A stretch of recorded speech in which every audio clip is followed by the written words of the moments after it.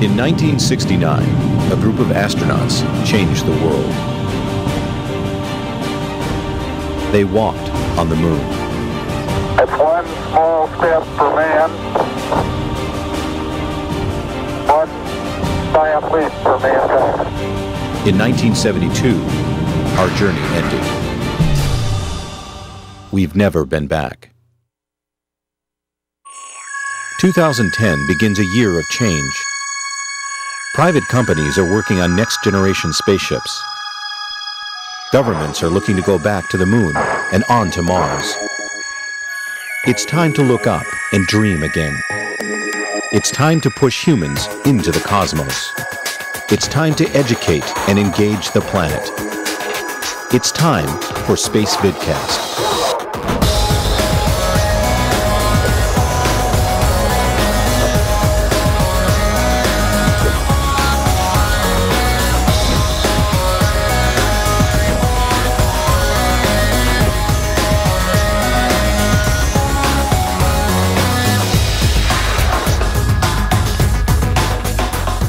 This is Spacevidcast 334 for Friday, October 22nd, 2010. My name is Benjamin Higginbotham, and there is no Cariann Higginbotham tonight.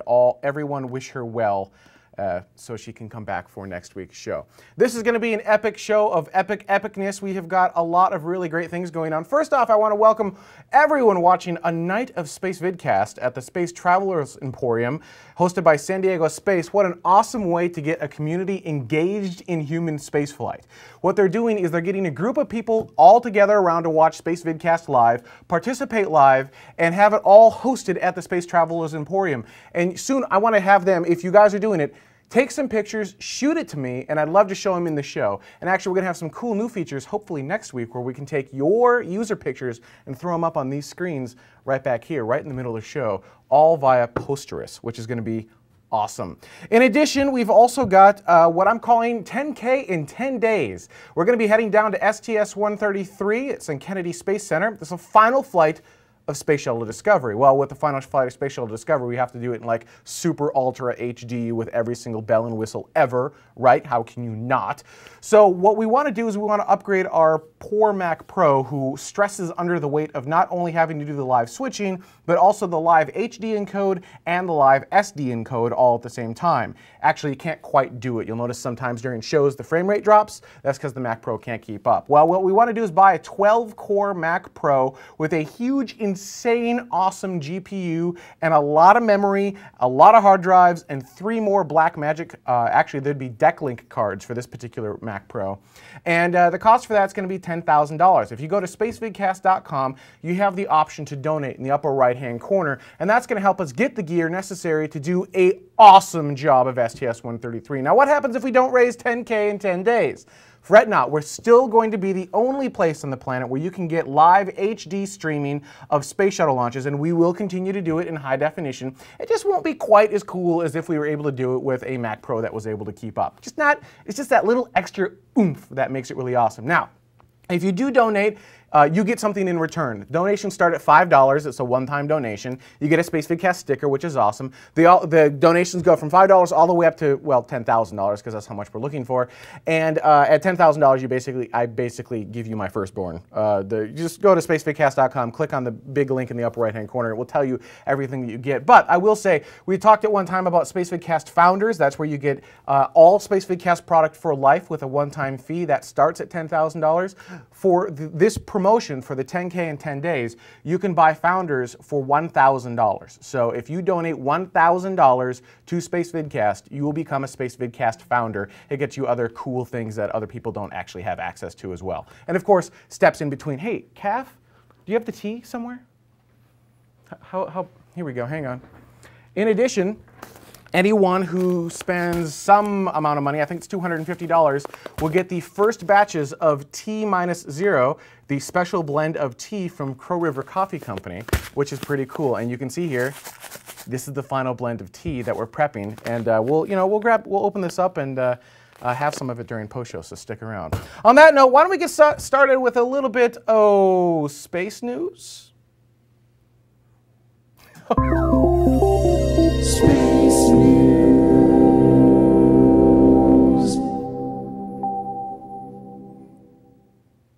hey, right straight into the graphic. That's awesome. This is the Hubble Space Telescope, which has caught the collision of an asteroid. It's actually the aftermath of the collision. If you take a peek, it took, with its wide field 3 camera, a bunch of pictures over a 5-month period. I think it's 6 different pictures. I'm sorry, it's 4 different pictures from the Hubble Space Telescope over a 5-month period. And you can kind of see them in the background. Back a while ago, we had that cool X shot. Well, this is the continuation of all those pictures, and you can see in the animation where the pictures were taken based on where the Earth was, and subsequently Hubble Space Telescope. That was located in an asteroid belt kind of in between Mars and Jupiter. Now, the images were taken using visible light, but color blue, and I actually personally think it would be a really cool, like, what am I trying to say, X Prize Foundation logo with that really cool, like, X-looking shape. So those are the latest pictures coming off, or at least the latest really cool pictures, because, you know, Hubble does tons and tons of pictures, coming off the Hubble Space Telescope. And it's just neat to see the collision aftermath of 2 asteroids essentially impacting each other. And it's about 400 feet wide, which is 120 meters, and it contains enough, this is a fun stat, it contains enough dust to make a ball 65 feet or approximately 20 meters in diameter, and that's making up the tail of that X-looking type thing. Actually, Calf, roll that video one more time, just so you can see the very, very beginning. Because in this corner right over here, you can actually see they're going to kind of zoom into the air. That's, I think, the best looking, the January 29th, 2010 picture. That's the coolest looking photo right there. You can kind of see the X a little bit better, and then you can see it just progressing again February, and then so forth and so on. That's a pretty nifty little, I like that. That's kind of neat. I like the animation in the background as well. All right, Discovery. Once again, talking about STS-133, has sprung a leak. Now, normally at this point, they would have to, for the type of leak, they would normally have to roll it back. But they've actually been working on this leak at the pad, because if they roll back, I guarantee you they're missing their November 1st launch date. But it's part of the OMS pods, and we've actually got a picture of what the OMS pods are, or it's actually one of the orbital maneuvering engines. So when you're looking at the business end of the space shuttle, you can see in the middle there, those are the 3 space shuttle main engines, and on either side, you've got the OMS pod, or the OMS engine, and you can, a big red arrow pointing to it for you right there. That's the part, it's actually one of the lines feeding that. It's one of the, and hopefully I get this pronounced correctly, monomethylhydrazine feed lines is starting to leak on that. Now, they've actually replaced or tightened down 6 bolts on the flange near the seals where the leak was, and that actually stopped the leak. However, they're going to continue to do more work, and they're going to actually replace 2 suspect seals in the fuel line before Space Shuttle Discovery launches on November 1st. The idea being that NASA wants to be absolutely 100% sure that this vehicle is ready to go. So there's no leak. Now, the hydrazine is kind of fun stuff. That's toxic. You can't just, you know, deal with it. And actually, I believe they found out that there was a leak because there were, you know, they had workers kind of nearby, and they had like a fishy smell coming from the aft part of the orbiter, and they're like, that's not normal. I think we should probably check something there. And lo and behold, they found the leak. So right now, they don't anticipate any rollback. They don't anticipate any delays, and they have a few extra days of pad in there. And so they think that they'll be done in time. But you know, if this continues to be an issue, this could delay the space shuttle flight, because they're not going to launch unless they're absolutely sure. So this may not be a November 1st delay. However, all signs right now are looking at November 1st as a launch date for STS-133 on Space Shuttle Discovery. Speaking of launches, Cariann Space has launched the Soyuz 21A with 6 Globalstar satellites. Here's some launch footage.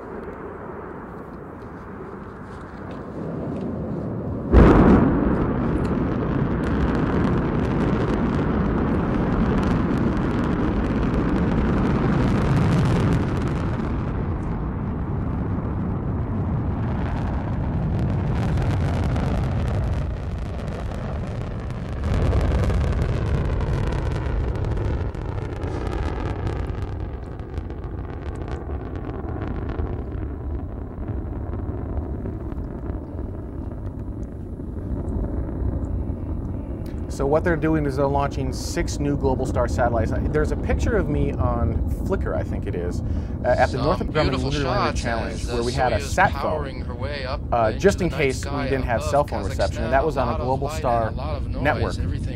And the sat phone didn't work very well because the Globalstar network is degraded pretty severely right now. And the core stage now are burning. The boosters burning H40. That's 40 tons. So of fuel. what they ended up doing is they're launching new satellites to try to fix the degraded network to ensure that they can actually have worldwide coverage of phone service without these weird like blackout periods. And what's really funny is if you go to Globalstar's website, you can actually see times when your phone will work. Well, it's not really ideal for a satellite phone or frankly any phone. Imagine picking up your phone and not having it work for 6 hours out of the day straight, and you're having to wait for your cellular service to kick back in. So these satellites will help go up for their next generation SATCOM services. And speaking of that, interestingly enough, we did a story a while back on TerraStar, who launched one of the most powerful communication satellites, not government, so just communication satellites for consumers in the world. And they've got the really cool Windows Mobile smartphones where you don't have the giant antenna that pops up off the thing. They launched, and they're now filing for Chapter 11. And they're just now releasing their first phone. So I'm not sure if there's more story behind that, if they're just trying to get their debt down or something like that. So you've got Globalstar, who's had this degraded network for a while, putting up replacement satellites and building out their next generation satellite network. Oh, and speaking of, their next gen satellite network is going to have a 256 kilobits per second internet access. So anywhere you've got Globalstar satellite service, which is pretty much worldwide except for the poles, you'd have 256 kilobits per second internet access, which is pretty awesome. But they're doing okay, and then TerraStar's over here going, ah! And they've got more satellites that they need to launch. They only blanket North America, and I really hope TerraStar makes it because their phones are epically awesome, simply because you don't have the giant antenna and they're built it into a smartphone. Although Windows Mobile 6, really guys? Really? In addition, speaking of really cool things, and I'm going to kind of go off on a tangent, I think, Bigelow Aerospace is looking really, really good. There's a great article on space.com talking about new space and specifically Bigelow Aerospace's ability to sign 6 new contracts in 2010. And NASA, there's been a lot of talk about, can we afford to let into private space go and do their own thing? Is there money in space? How is all this going to work? And Bigelow is basically coming back with a resounding, yep, there's money in space, we've got the signed contracts. They're also opening up an expansion in their North Las Vegas facility. It's a $20 million expansion in the range of like 185,000 square feet. That's going to be for their next generation or big, what am I trying to say? Space stations. That's the word I wanted. So for those who don't know, Bigelow Aerospace builds inflatable space stations. And one of the cool things is when they go up there, one of their inflatable space stations has pretty much the usable mass of the ISS. It's pretty freaking huge. And they can attach these things together and do some really neat things. So they've got 2 prototype units flying overhead right now. So it's not like they don't have hardware or they don't know what they're doing. They've already got the prototype units up in space. They're expanding their facility so that they can continue to build their next generation spacecraft and boom, pop it up there and off you go. The deals are really only MOUs or Memorandum of Understanding. That's really easy to say. And thank you, Hantner, for the link. Usable volume, there you go. But that's really neat. And this is kind of where I wanted to get on my soapbox for a moment, if I may, and talk about where we're at with spaceflight, because a lot of, the space shuttle's ending. Final flight of Space Shuttle Discovery, STS-133. It's kind of sad, but it's also kind of happy. And then we've got private space, we've got SpaceX, we've got Bigelow Aerospace, X-Core, Virgin Galactic, all these guys competing to bring you into space. And we've got a lot of people arguing over what the best technology is, or why we need to do this or that, or should we go to the moon first, or Mars first, should we hit asteroids? And I think that adds a lot of confusion in the marketplace. And I guess my point is, so long as we're putting humans into space, who cares? Who cares what vehicle we go up on? If Virgin Galactic gets there first in suborbital, think of the press that they're going to generate. Think of how much that's going to open up the public's eyes to human spaceflight, going, hey, maybe now I can actually do this. If Armadillo Aerospace makes it there for half the price first, which maybe they are, right? I mean, they've announced that they've got a partnership with I'm thinking Spaceport America, and that's wrong. It's, someone help me in the chat room. It's not Spaceport America. CAF. Is it the one on the island? No. Space Adventures. There we go. Chat room hasn't helped me yet. They're still waiting to catch up. So, there you go. Thank you, Glider Flyer. So they've got to deal with space adventures. They're going to be pushing humans into space. Think about what that's going to do to the public consciousness of human spaceflight. And a lot of people are going to say, well, what's the point? It's just suborbital flight. But that's just the first step in all of this stuff. 2010 is going to be, has been, a tipping point for human spaceflight and for space travel in general. And we're not going to really realize it, I think, for a little while yet. But 2011 is going to be a continuing testing year. So all the stuff that kind of tipped and fell over into real product, we're going to start seeing testing in 2011. And then 2012, that's going to be an amazing, epic year of awesomeness. I predict that will be the year you can go to space. And I think you'll be able to do it maybe through just one provider, possibly two providers. And we're also got companies working on putting stuff in lunar orbit, putting stuff on the moon, building the promises of the 40s and 50s. You know, you go back to like yesterday's tomorrow, and you look at what people thought it was going to be like in the year 2000, flying cars and colonies in space and colonies on the moon and stuff like that. Well, in reality, we're not actually that far away from it. Maybe we're 10 or 20 years off from that vision, but we have an International Space Station. It was really fun. Watch the movie 2001: A Space Odyssey. Then go watch an EVA. And actually, if you can, watch them side by side and look at how similar they actually are. Both are kind of slow and hard to get into, but they both look very similar. And we are doing that stuff right now today. So those visions of the past are here now, but it's time for us to actually realize as a space community, rather than fighting about the tech, fighting about constellation, fighting about all this other stuff, realizing that it's just putting humanity in space that matters, getting us out there and excited about this stuff, taking baby steps. We don't have to go all the way to Mars right now. Let's get into suborbital flight. Let's go to the moon. Let's expand to Mars, but let's build this in a permanent and sustainable way. There's not just one way to do all this stuff. There are many different ways, and that's the beauty of competition. All right, and as Vax said, the best answer is fly them all. Absolutely, fly them all. Let them all go into space, and then you pick which service provider you want to go on. You pick how long you want to be in space. You pick where you want to go into space. Imagine a Bigelow hotel, although Bigelow's kind of said that they really don't want to do that type of thing. They don't want to get in the consumer market. They want to be, businesses and small countries who want to have a space station that's maybe not the ISS, but still. Imagine what you'll be able to do if you have multiple carriers bringing you into space. And I believe that this was the year, 2010, because we're nearing the end of the year. This was the year where all of that starts to come together, as it were. All right, that's my soapbox. I didn't want to.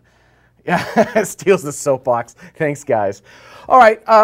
So that's, without Cariann, my bantering goes on far less than, say, a normal show. And that was kind of some of the space news.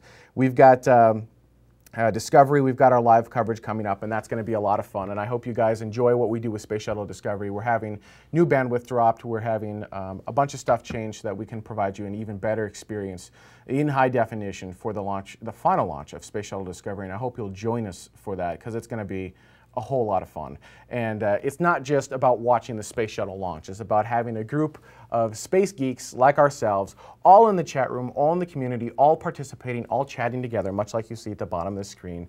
All these guys just having fun and yelling at me for doing what I do, I guess. Wait, hang on. They're telling me to do the L-Cross news. What's the new L-Cross news? Because we did the L-Cross show. Oh, they found water? Like they definitely found water? Is that the news? We've already found water, but now we're sure we found water news? That news? Because I thought that was kind of silly news. Greater than 5%? Well, yeah. All right, here's the problem with L-Cross. As I understand it, and Vax, please correct me, because Vax was on the L-Cross team. The debate in the community is whether or not all the instrumentation is correct, because we're getting really conflicting reports as to how much water should be on the moon based on what L-Cross sees and what the Russians have seen and then what the Apollo program has seen. And some people are saying that those instruments may not have been properly calibrated and all that other fun jazz. So I know the L-Cross guys, they've never mentioned any of that, so I don't know if any of that's true or not, but it seems like there needs to be another vehicle that should be sent up that does the same type of test just so we can verify the data. No, Vax, not after the press release today. So no, that information was not after today's press release. That was remember when they came out with the buckets of water, or the big huge jugs of water? That's where that piece of information came from. So yeah. So there you go. And everyone in the chat room is refreshing. So on that note, we'll leave you with that. Remember to check out Crow River Coffee so you can grab your T-0. This is going to be a short show. We're going to see you next week, and we're going to have a live interview. Cariann will be back. It'll be our normal awesome show. You guys will have fun. We'll also kick in those space pods again, so you can watch your space news all throughout the week. And we'll see you then. It's time to look up. It's time to look up.